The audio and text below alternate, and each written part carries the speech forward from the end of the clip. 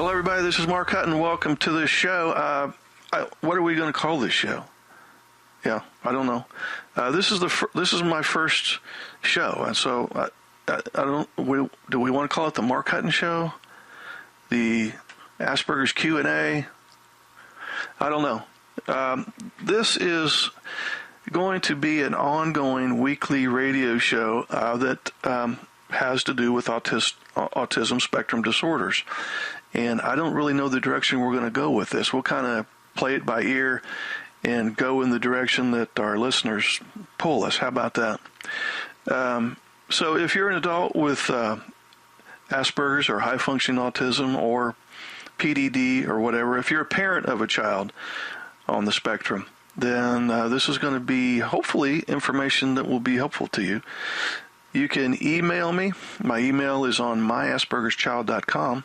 If you want to write it down now, it's mbhutton@gmail.com. So we're not sure exactly how we're going to put this together. We're going to take phone calls eventually. You can send emails. We're keeping an eye on my email right now. So if you have a question, float me an email and we'll try to get to it. If I don't get to your question today, I promise I'll put you to the front of the line next time. And we'll have a schedule of upcoming shows, and I'll tell you where you can find that. So a lot of loose ends that we need to tie up, so bear with me if you would. It's, what is the date today? It's the 16th. It's about 12:45 in the Indianapolis area. It's beautiful, sunshiny Sunday afternoon. My name is Mark Hutten, and I have worked with kids and teenagers who have had various disorders since about 1985. And I know a little bit about what I'm talking about, not because I'm necessarily bright or, I think if you do something long enough, you just get good at it by default. So I hope that I can answer your questions. So if you're a parent of a child on the spectrum, or if you are an adult with Asperger's, then feel free to send in your questions either by email or by phone. One of the questions that I get personally from a lot of parents, they want to know if I have Asperger's.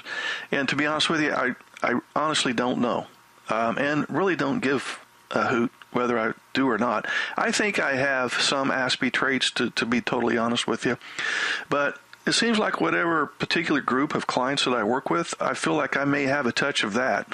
For example, when I was working for juvenile probation, I had a bunch of juveniles with oppositional defiant disorder, and there for a while I thought, man, I think I got some of these oppositional traits too.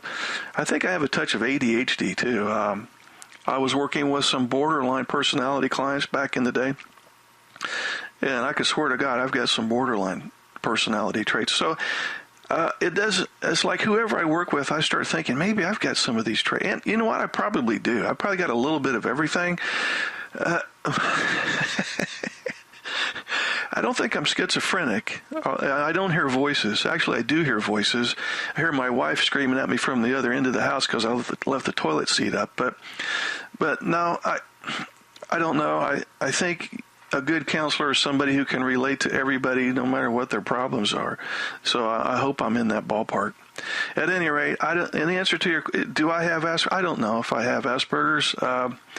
I think I have some of those traits or whatever. I must be on the very mild end of the spectrum because I don't mind looking people in the eye and I can be conversational. But I probably have some of it.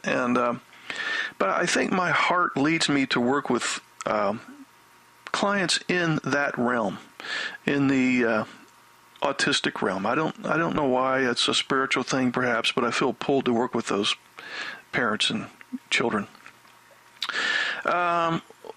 So send your questions to mbhutton@gmail.com. We're looking for them now. And what I'm going to do in the meantime, we're probably only going to do this for 15 minutes today. Is that okay? And then the shows will become longer, and we'll do more of them throughout the week as time goes by. But what I want to talk about now is how Aspies get such a bad rap. I've worked with Asperger's kids and teenagers and their parents for a long time, and I can say categorically that it's not uncommon for the Aspie, I used the term Aspie, for the ASB to get a bad rap. And it's not fair and it's not just, but that's pretty much what you're going to have to deal with. ASBs are generally seen as a little strange or extremely strange, and as a result, they can often get ostracized, ridiculed, and bullied. Now, before I get into this, how the ASBs get a bad rap, let me talk about the term ASB. Some parents get offended by my term ASB, as if, it's an insult. Okay, it's get off your high horse. It's not an insult.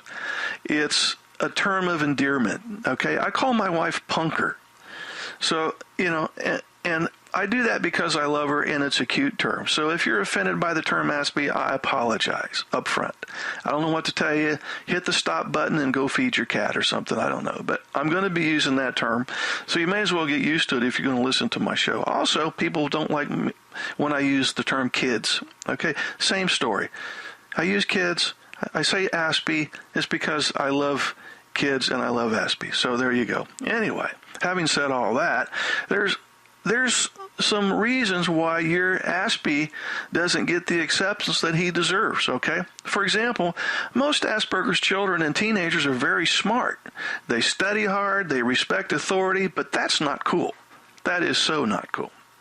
What's cool is using school time as an opportunity to socialize and to disrespect authority and to get in trouble. That's what's cool. So, you want to know why your Asperger's child isn't cool? There you go. There's number one. Here's number two. Most Asperger's kids are gentle and even somewhat passive. Not cool. That is not cool. What is cool is to be tough or hard and to get in fights.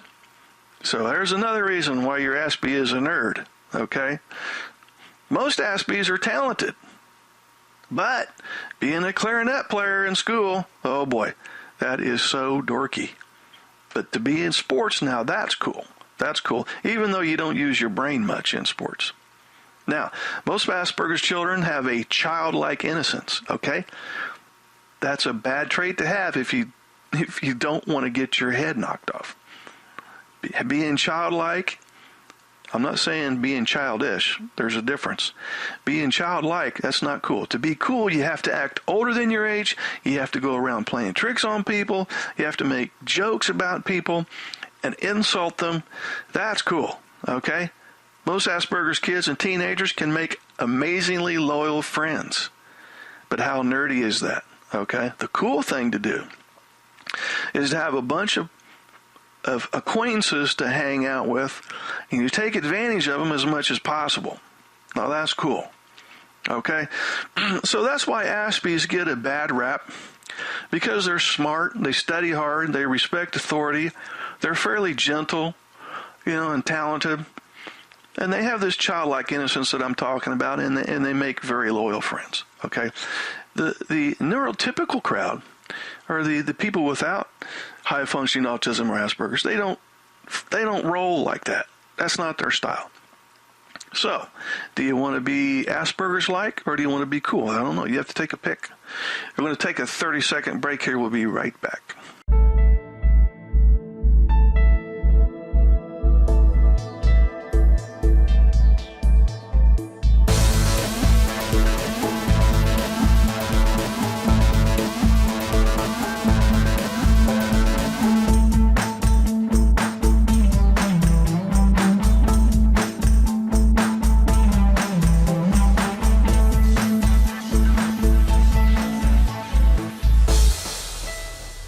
Welcome back, and we have our first question here, okay? This is a question from a mother, and she goes, I suspect that my 20-year-old son, who's still living at home, may have Asperger's. Should he get an official diagnosis, or is it better to not know so he doesn't get labeled? Now, no offense, Mom, but that question is like just really bizarre to me, because if your son doesn't know that he has Asperger's, he's still going to be affected by it. So it's not like, if you keep your head in the sand, therefore he won't have the symptoms of Asperger's. My personal bias is that it's better to know than not to know, because if you know, you can work on the areas of challenge, we'll call it, and you can also leverage the positives that come along with Asperger's. Asperger's is by far not just a total negative. Oh, no way. In fact, a lot of adults, you don't really come to this conclusion until you become an adult, but a lot of adults with high-functioning autism, they're glad that they have it. They realize the assets involved and the advantages outweigh the disadvantages. So I would say it's a personal decision. If he doesn't know he has Asperger's, but he thinks he might, it's up to him. It's a personal decision first and foremost, but my bias, again, is absolutely get tested. There's no shame involved there. And like I say, if you have it, you're going to be affected by it, regardless of whether you have the diagnosis or not. So you may as well know. Another reason it's good to know if you have it, if you're not sure you have it, is if you have Asperger's-like traits, but you don't know you have Asperger's, you're going to fill in the blank. You're going to make sense of your behavior in a very misguided way. You're going to think of yourself as being a nerd or a geek, or I'm a disappointment, or I'm not as smart as other people, or somehow I just can't get along. So you're going to fill in the blank with a lot of negatives. But if you discover, oh, I got Asperger's, then you go, oh, well, now there's a name for this, and I'm not the only one on the planet that has this. And so it normalizes it, and it makes it much easier to live with. So that was a long way around the bush to answer your question. But should he get an official diagnosis? I would recommend, yeah, definitely go get that. You would want to see a psychologist or a neuropsychologist. Child and adolescent psychiatrist would do it for you. So anyway, there you go.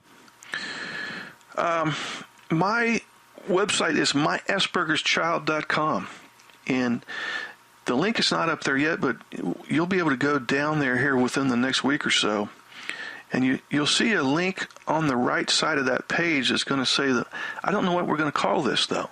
It might say the Mark Hutten Show. I don't know.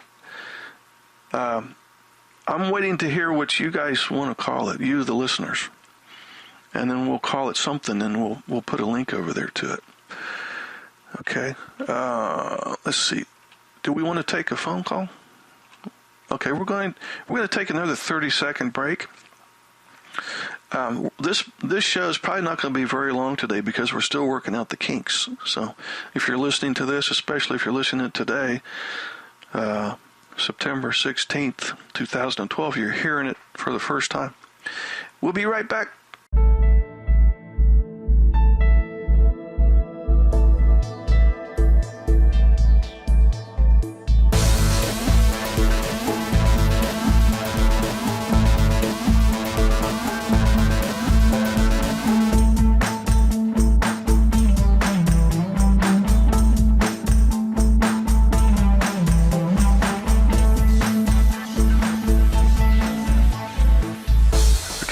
Okay, you notice we don't have any commercials on this show. How cool is that?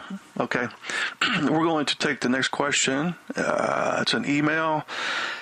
It's a rather lengthy email, so I don't want to read the entire thing, but in a nutshell, this mother is saying that her son's teacher appears to have a problem with her son. So it's, according to this mother, the teacher and her son do not get along. Probably because her son has some undesirable Asperger's traits that's annoying to the teacher. And usually when this happens, it's because the teacher doesn't know that much about Asperger's or high-functioning autism. And when you don't know about the condition, you also do not have very much acceptance about the condition. So it's important as a side note here, it's important for you as the parent to, as much as possible, surround your child with those people who, A, know about his or her condition, and B, are very accepting of it. So if you think that this teacher has it out for your son, your first course of action is to educate that teacher about Asperger's. So gather the facts, try to remain objective and open-minded. If there is a problem, don't immediately assume that it's entirely the teacher's fault. Okay? It could be a problem with your child or the school. So keep that in mind. Another thing you want to do is document the problems. Write down the times and dates of incidents of the teacher's alleged inappropriate behavior. If other parents are noticing problems, ask them to do the same. Document the problems. You can also call the teacher and try to meet with her, schedule a face-to-face meeting. If you feel that a phone call won't resolve the problem, go see him or her. You didn't say whether the teacher was male or female, not that it matters, but have a face-to-face conversation with that teacher. And you don't want to go throw gas on the fire, Mom. The teacher already, according to your email, which I didn't read the entire email to the audience here, teacher, you said doesn't like your child. So you don't want to go in and throw gas on the fire if she already doesn't like your child. So you want to approach this teacher as professionally as you can. Leave your emotional baggage at home. Avoid dragging in your confrontational attitude. Okay? Otherwise, now you're going to be on her hit list too. If after you talk to the teacher you're still not getting anywhere, I would say your next step is contact the principal. Go over her head. Go to her first. Do not go over her head first. That's going to be insulting. It's going to create more problems. Go to her first, or him. If that doesn't get you anywhere, go to the principal.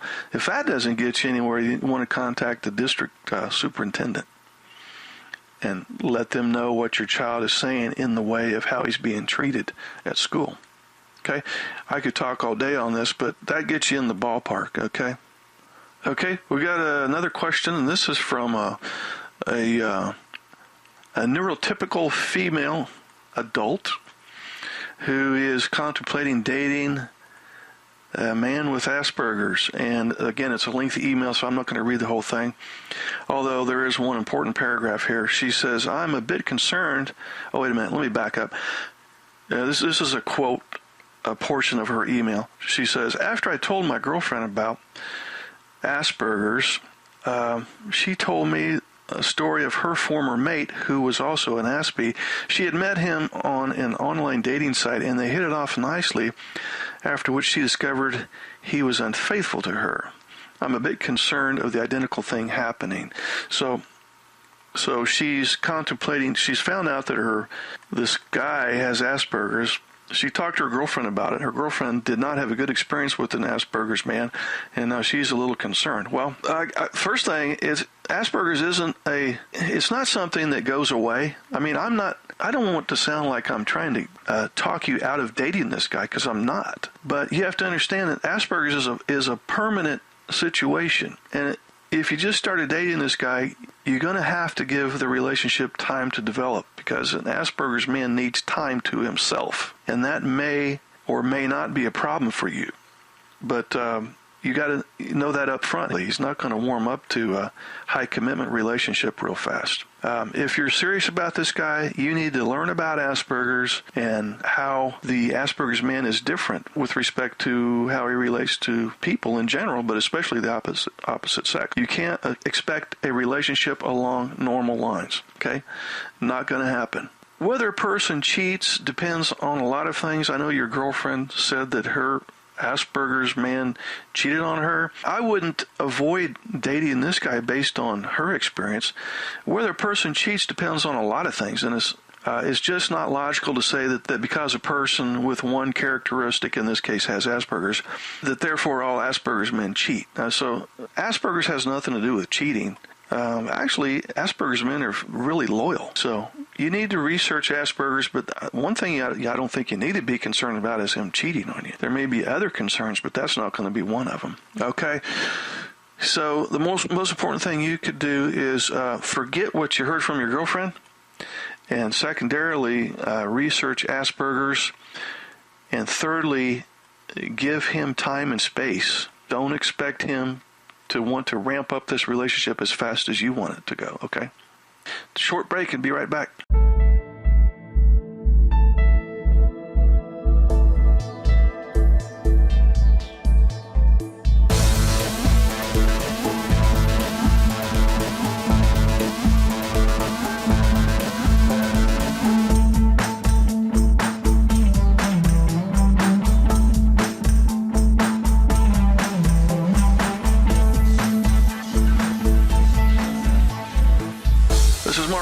welcome back to the show. I need you to do me a big favor.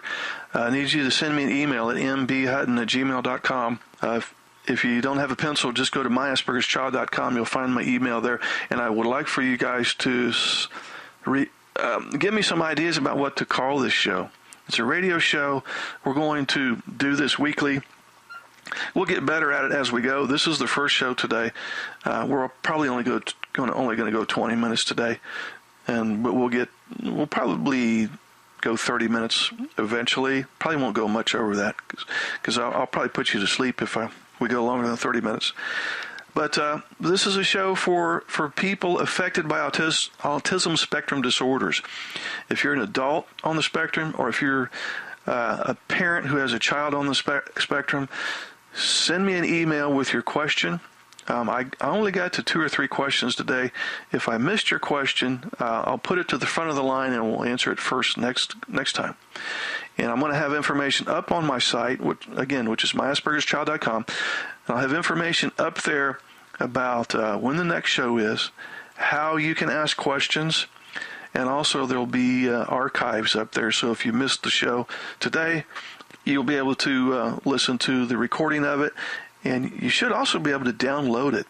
So if you don't want to sit at your computer, if you know how to download an MP3 file, you can burn it to your iPod or something and listen to it later. Okay? This is Mark Hutten with myaspergerschild.com. Send me your ideas about what to call this show, and I hope that you will tune in next time. It probably will have another show later this week. We don't know the exact day. I'll let you know. So here's to a better home environment. God bless you.